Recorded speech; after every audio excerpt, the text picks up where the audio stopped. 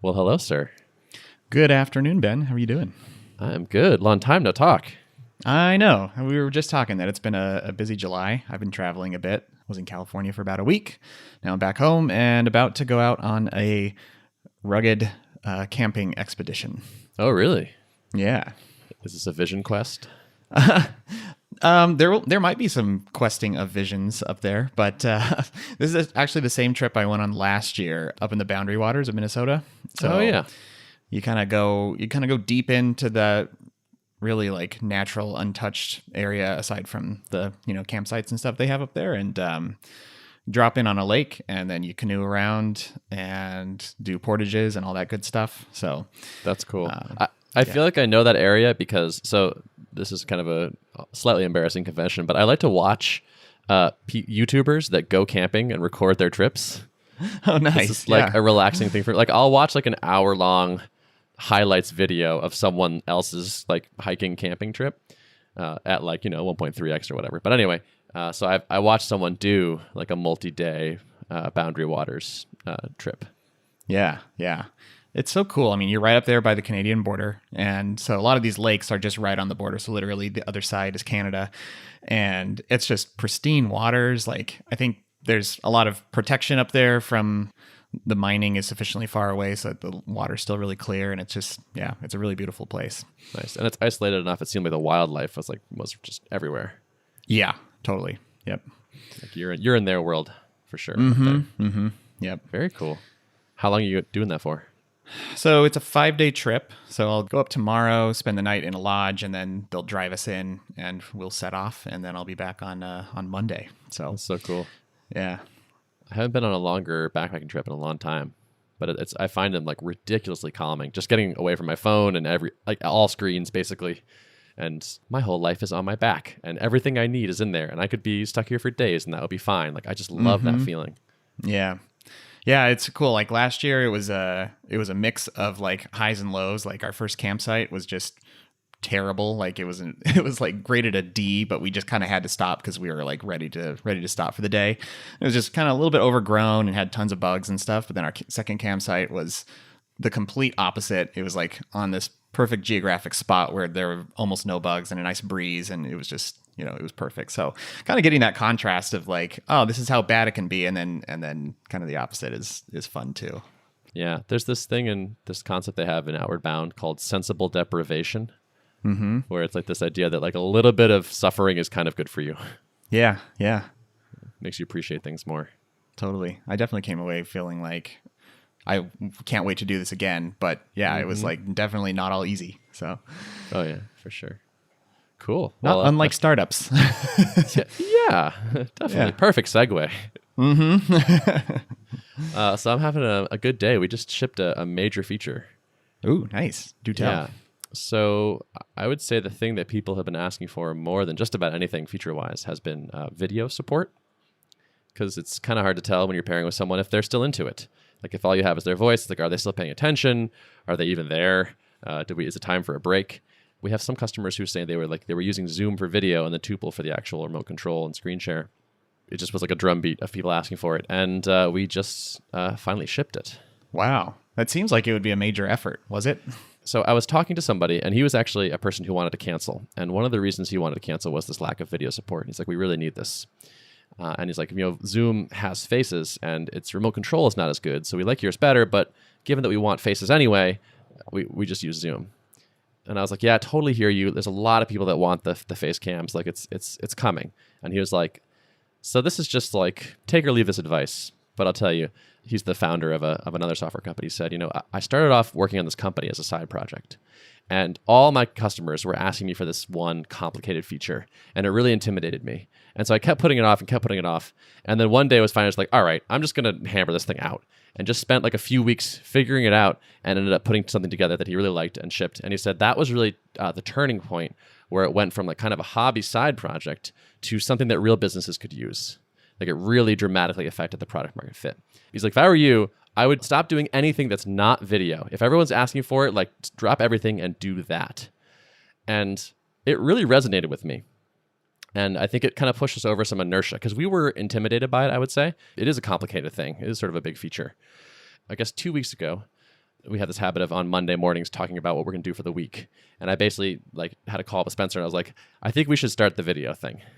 And he was like pretty resistant to it. He like didn't really want to do it because he knew he's the one who has to write the code. I could tell he was like not super psyched on it. And so I kind of had to sell him on it. Eventually the compromise we agreed on was like, all right, let's spend a week on it and see where you can get in a week. And if it looks hellacious after the week, like we can reevaluate, but like let's at least know, as opposed to just kind of being intimidated by the idea of it.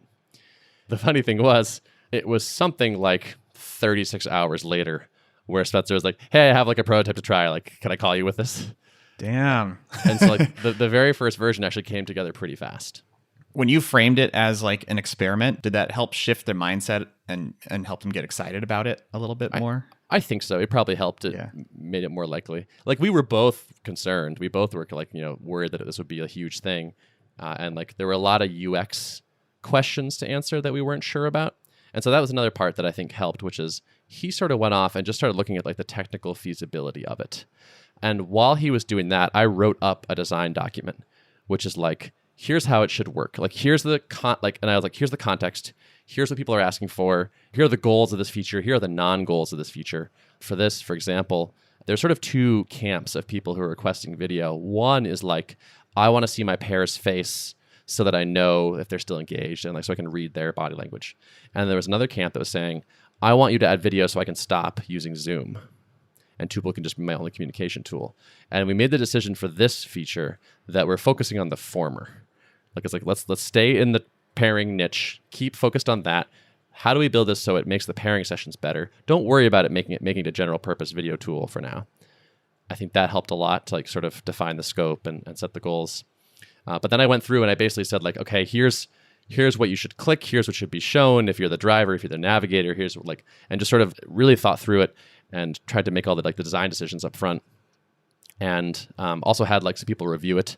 Like I sent it to Adam and a couple other people and said like, does this make sense to you? And got some feedback from customers. Basically, after a couple days, Spencer had sort of a basic prototype of it working, and I had figured out at least the big picture UX for it. And I think that really helped accelerate and like de-scarify it. That's good teamwork to kind of offload the burden of figuring out all of that from the person who's kind of diving into the tech. It seems like a nice dividing line. Totally. And Spencer is a bit of a beast where if you give him a list of things to do, he would just like kind of like will crank through that. I think he finds that like very motivated and focusing. And so like when I'm like, it should work like this, like, in this case, and it should do this when this happens. And like, he can just turn that into a list of to-dos and just like kind of blast through it. He's very good in that scenario. So I think the combination of that really helped. As you were getting requests for this, I mean, I'm sure you get requests for other things where you feel like pretty confident in saying like, nope, that's outside the scope of what we want to do. So like, how did you gain confidence that like this was one of those big undertakings that was actually worth biting off and veering from your initial inclinations? Did you kind of examine and say like the main reason why we don't want to do this is because we're just afraid of the magnitude, but otherwise, yes, it would be a good thing to add to the product, or kind of talk? Yeah, it was mostly that. I would say that even in our initial visions of the product, we thought a face cam would be a good idea. It didn't take much convincing that it was good. It was very much in our like sort of mental roadmap. And I had that experience with like using Tuple with customers where I'd be like, I wish I could just like look at them right now. Occasionally I would like pop open Photo Booth, which like shows a live feed of your webcam on your desktop. And so they'd be like, oh, cool. How do I do that? And I'm like, oh, you can't really. I'm just kind of faking out this thing. And so it was like, even like that sort of hack version of like show somebody my face, people responded positively to. And so it was just pretty clear that we wanted it. We needed it. And like I said, we had lots of customers who were telling us like, I'm using 2 apps for this right now. Like I run Zoom on a second monitor. And we're like, it's kind of a bummer that you need to do that. That sounds like a lot of extra work.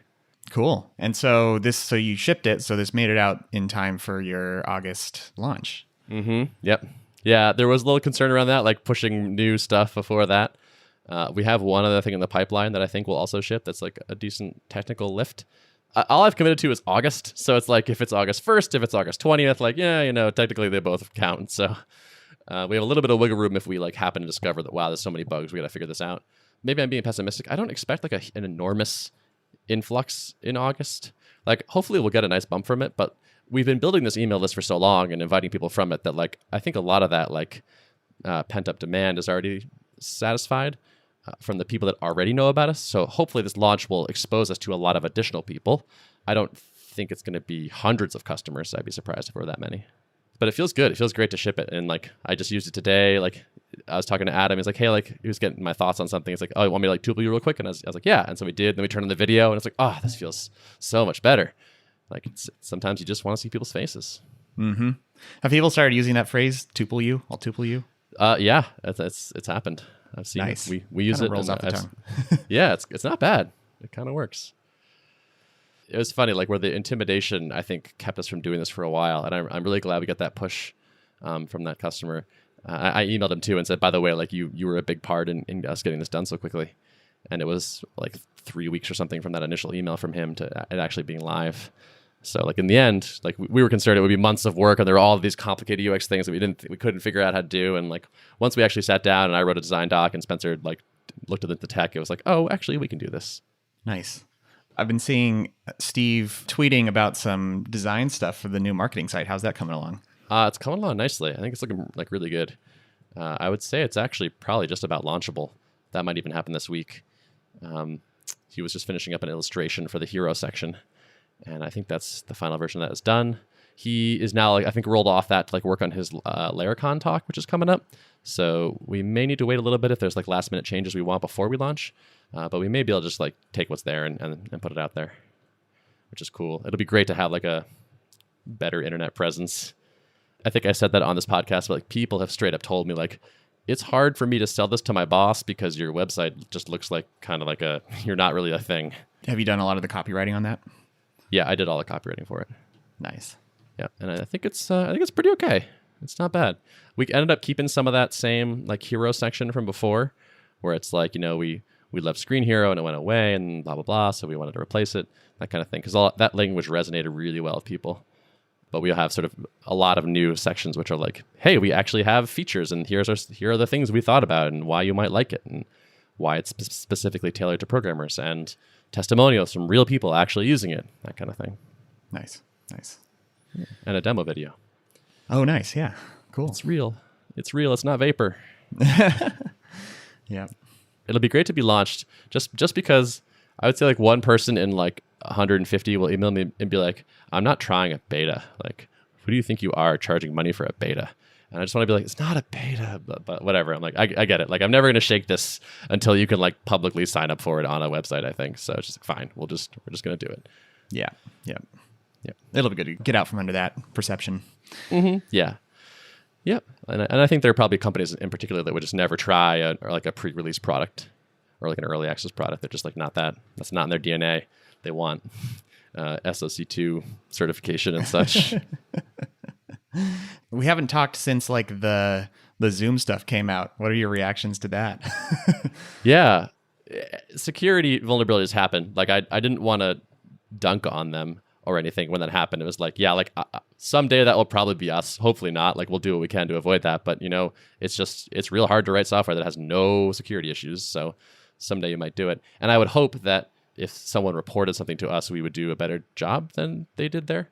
Man, between that and the Slack thing, it's just kind of like, man, it sure is nice when your competitors just like kind of drop the ball a little bit around you, just as like just a small bonus. Yeah, it's kind of fun.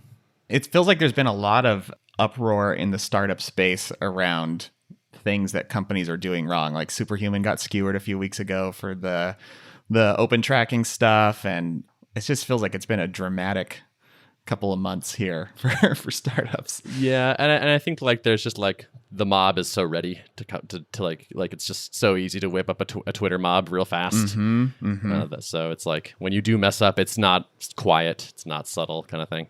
Yeah. I'm sure we'll screw something up badly enough to get a lot of people mad at us eventually. We'll see what it is. If you manage to stir up that big of a mob, then that means you're probably having a pretty big influence on the ecosystem. So yeah, you know. Although I bet it still doesn't feel good, you know? No, I doubt it. Yeah. I can only imagine like, yeah.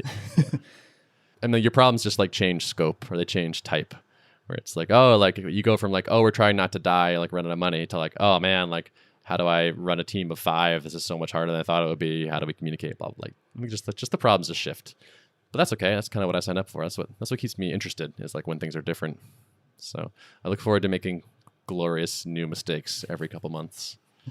Yeah, they talk about too, like as your business grows, you go from making $100 mistakes to $1,000 mistakes to $50,000 mistakes, and then you may find yourself making $1,000,000 mistake. But you kind of have to still not become like paralyzed by fear of making these types of mistakes. You just have to know that like as the business grows, the magnitude will also grow of the potential mistakes you might make. Totally. Yeah. Yeah. Speaking of mistakes I might make at some point, I know we talked about this a little bit in the past, which is like, is it ever right to ignore something that a lot of people are asking for? And the thing that keeps coming to my mind for that is a free trial. We get really good conversion off our people that actually start a trial and a lot of expansion from that. And so it's like, well, if we get really good conversion and lots of expansion, don't you want a lot of people on the top of that funnel? And it's like, yes, there are downsides, support and things like that. But like maybe people keep asking me, like they straight email and say, I want to use it. I pitched my manager on it and he's not willing to pay for something that we can't try. Can you give us even a free trial? And he said for 1 day. Like it's just like that we just tried a little bit and then like we'll decide. It's like it's kind of hard to say no to that. Yeah. Yeah. What are your thoughts on that? I could potentially be a customer of Tuple if I had a team, and if I were in a buying position, like I've come to kind of just expect like, oh, this tool looks like it would work well for me, but I really would like to try it out before I have to pay for it. Like I would probably be one who would expect a free trial also. And so it would make logical sense to me to offer that. And I guess like what would be the downsides besides maybe increased support load? It's not like increased call volume is really costing you in terms of server bandwidth because it's going peer to peer. So I guess, I don't know. I don't see too many downsides to opening up a free trial. Yeah, I sort of don't. I guess support is kind of the biggest one. Yeah. In the earlier days, it was like, well, the app is less stable and we're not sure if we expose it to more people, what's going to happen and all this stuff. But we've really taken the reins, like loosened the reins kind of thing. So like pretty much anyone can sign up for it and they can invite anybody they want to. And so it's not hard to get into anymore. And so it's like, what is the benefit still? I guess, I mean, we make some money from the paid trials and whatnot, but we make a lot more money when someone signs up and then ends up subscribing with 15 or 20 engineers. That's just like so why are we reducing that number when it could be easier? Right. I mean, it might be worth an experiment, like just try offering one for a little while and see what the volume of support looks like from that and reassess, Yeah. I think I would for sure. Yeah, exactly. I think that's almost always the right answer for like, will this new pricing work? It's like, who knows? Just give it a shot. See what happens. Everything's reversible. Tell me if you think this is hokey or not. Is keep the paid trial in place, but let existing customers refer people into a free trial. So someone's like, oh, I can't do it. Like, can I have it for free? I'd say, if you can get a referral from an existing customer, it's free. Is that cheesy or like lame? Like, I can't tell how I feel about that. Would the idea be that you're trying to, like, it's effectively having someone vouch for them, kind of, to keep the really low value trials out, kind of? No, the way I'm thinking about it, honestly, is kind of more like I'm giving our customers the ability to kind of gift $100 as many times as they want to friends of theirs. And that makes them maybe feel kind of cool, maybe feel helpful. And maybe it's like, oh, well, like, how do you find out who's using it? It's like, oh, maybe like this person then goes on Twitter and says, hey, are any of my friends using Tuple that can refer me? And like, maybe help a little bit of word of mouth that way too. I like that side of it. Like, I like giving your customers the ability to kind of gift something in Tuple currency. But it does feel odd. Like if someone emailed and was like, hey, can I get a free trial? It would be a bit of a turnoff, I think, for the answer to be like, I'm not going to hook you up. You got to go do the legwork of finding your own referral. Like that, something feels a little off about that, I think. I agree. I think. Like it feels a little bit hokey or something, but maybe not terrible. I don't know. It's like, do you want to do the legwork? Like you don't have to. You can pay and skip the legwork, or you can do a little legwork and get hooked up. Yeah. Not sure. Maybe you just don't tell people you have a free trial. Like they can only find out about the free thing from referral. I sort of want to be able to answer that way though. Like when people are like, can I have a free trial? Right now I'm just like, no. And it's like, okay, well, and some people are just like, cool, well, goodbye. And if I was like, no, but yes, actually would like to hear from people maybe as you're listening to this, like what your thoughts are on this. Does this sound like, how do you think you might respond in this situation? I might be coming around to like making it even easier for people to get in there. Because the product just keeps getting better. I'm feeling more and more proud of it every day. It's like we're solving a real pain point and people like it. So like, why restrict it? That's good. Exciting stuff, man. Thanks. Yeah, feels good. So what's going on in the world of Derrick? Yeah, the world of Derrick. So I've been building a lot of product in the last month, kind of in between the travel and stuff that I had going on. So still working on my initial version of Static Kit and starting with the form collection component. Learning a lot about kind of modern front-end development, which is something that I had, I dipped into it a little bit when I was doing Elm and stuff like that, but I never really touched React before. And I kind of want to come out the gate with kind of the best tooling for the most modern ways that people are building websites today.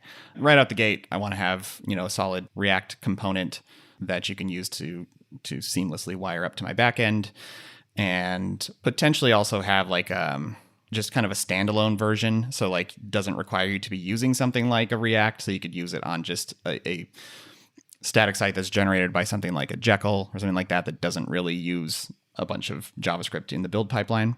Kind of working on those two to start. Yeah, I feel like things are getting pretty close.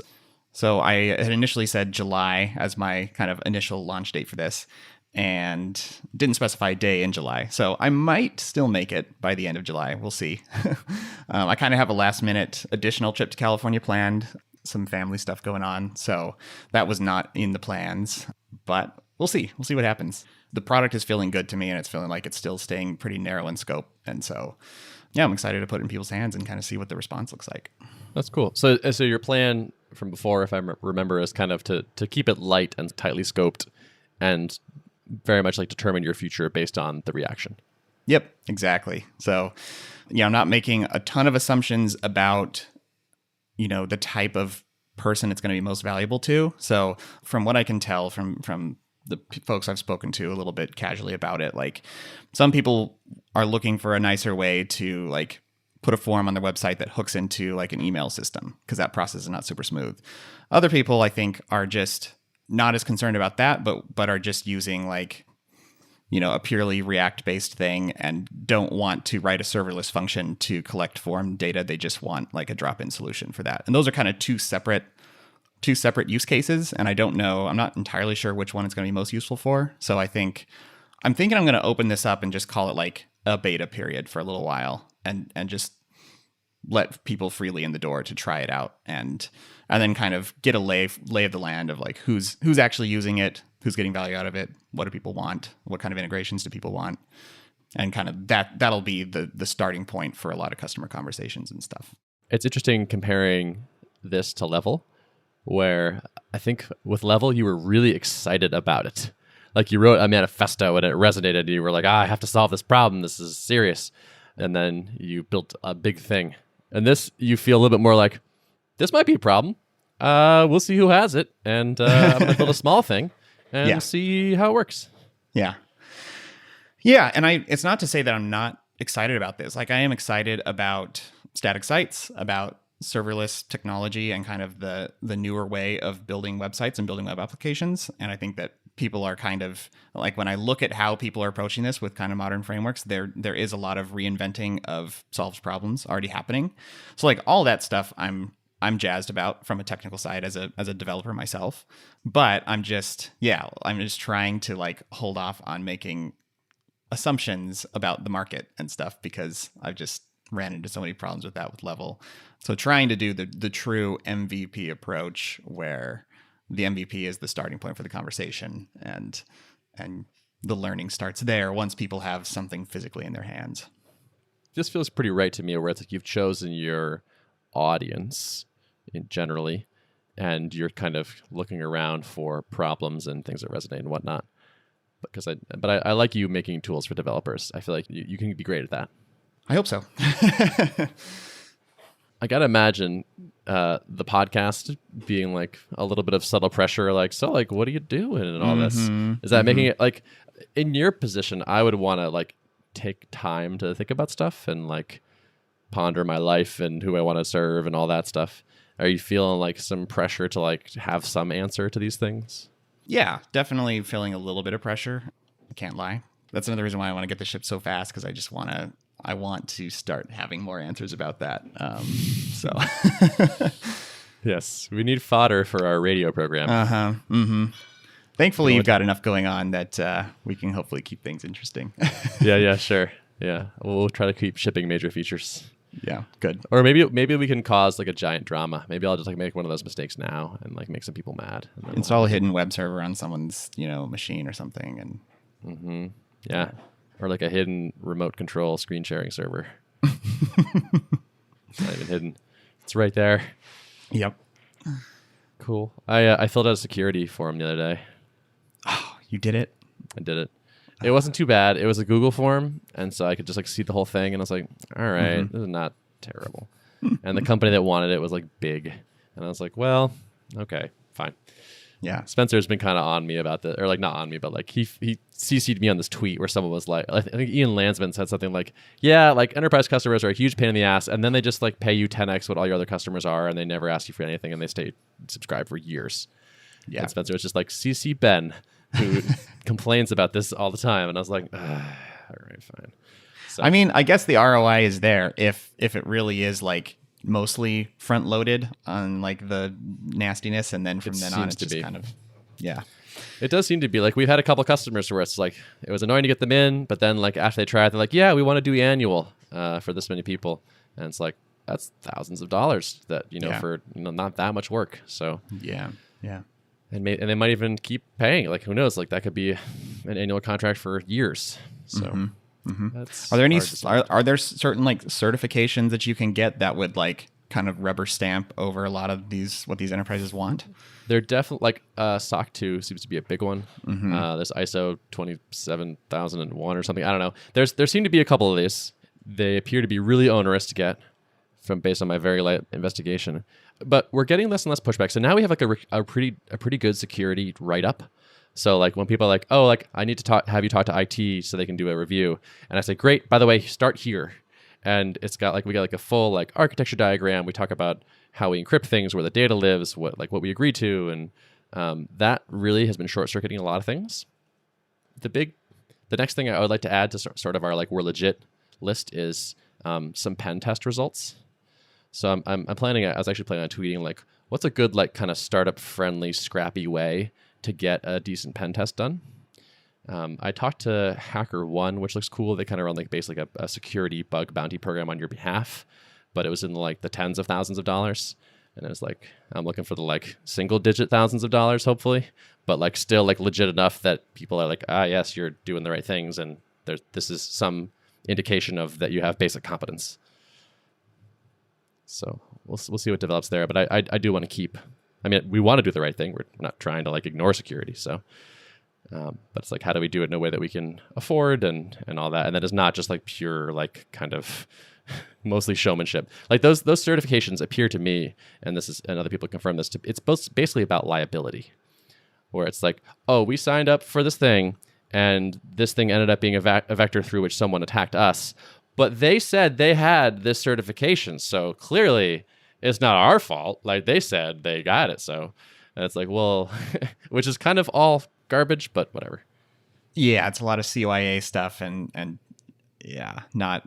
It's kind of like the games that are played at the high level of ways to cover yourself, as opposed to actually because like to use Zoom for an example, they had like SOC 2, I think, and all those like degrees of certification on stuff, and yet there were still problems. So yeah, it doesn't really prove anything. And I look at the requirements to them. Like someone told me like, yeah, we went through getting this, and it was like you can't have paper on your desk at the end of the day in case it contains security, like sensitive information. Like some of it was just like, you can't retain surveillance footage at your data center for too long. It's like craziness. But yeah, at the high level, these big companies, like they're not so much worried. It's like they're not so much worried about actually having security vulnerability as getting sued for $10 million because of a security vulnerability. Which I get, I suppose. But doesn't mean I want to play that game exactly. But I'm hoping to just sort of keep adding to our, look, we're legit kind of portfolio. Well, nice. Well, hopefully you don't have too many more security questionnaires to slog through in your week ahead. I have been thinking. So I just reread Nathan Barry's blog post about doing direct sales as a bootstrap startup, which is a great post. I don't know. I do think like when I look at the volume of emails we have coming in for people requesting invites and like the size of some of those companies, it's like there probably could be someone who was just kind of like reaching out to everyone with a custom email and trying to set up a call, and like like the deal sizes could be there to like actually legitimately have a sales force at some point. Yeah, I mean, it's kind of a function of what your lifetime value of your customer and your CAC, right, and making sure those are in line. But sounds like from the kind of the loose numbers you've thrown out, like you might be in that realm. So I think it could be, and maybe not to like hire someone and like pay them a big salary and commission, but like for me to spend time on that could definitely be like really good ROI, especially because it basically doubles as customer research. This is kind of a bogus stat, I'll admit, because we don't have enough customers for the stat to really mean anything yet. But so far in the last 30 days, our expansion revenue is more than our churned revenue. Which is kind of wonderful. So you have negative revenue churn then, right? Yes. Yeah. Means? Negative net churn, I think they call that. Yeah. Yeah. Which is amazing. But that's again, like the holy grail in SaaS, I think. It is. And if it were a year from now, it would be way more meaningful because there's just not like a big enough base of people to really churn from, I would say. So it's kind of like a doubly vanity metric, but it's still fun to like realize that the other day. I was like, oh, hey, look at that. That's cool. That's still really awesome nonetheless. It takes, I mean, I think, yeah, I don't think we achieved that super early on in the drip days. I mean, eventually we did, but it took a little while. So kind of nice. If you can hold that for a bit, that'd be really cool. Yeah, sure would be cool. Yeah. We don't need negative net revenue churn for that long for the numbers to creep nicely northward. Yeah. So I just want to keep going. Just want to keep doing it. It's pretty fun. I want to hire a designer. That's what I really want. We got so much design work to do, and like we got Steve, and like he's doing a bunch of stuff. But there's just still some like we just keep like, oh man, we need new icons for this, and we need new that. There's a lot. Do you think it'll be your first hire? We could also use some development work. It's it's hard to say. I could see maybe like a part-time developer and a part-time designer could be like a really nice kind of middle ground there. Be nice to have more horsepower on both those, but I would say that the design is the biggest thing we lack. So it's like, well, it'd be nice to have more help people writing code, but like we'll get that done eventually. None of the three of us are particularly good at design, so that just kind of doesn't get done. But yeah, I love when things look nice. I want to have a product that looks pretty, so and is thought through, and like all the little details are considered. So we'll see someday. Yeah. All right, shall we wrap it? Yeah, let's wrap it. Cool. Show notes. Show notes can be found at artofproductpodcast.com. Thank you for listening. We'll see you next time.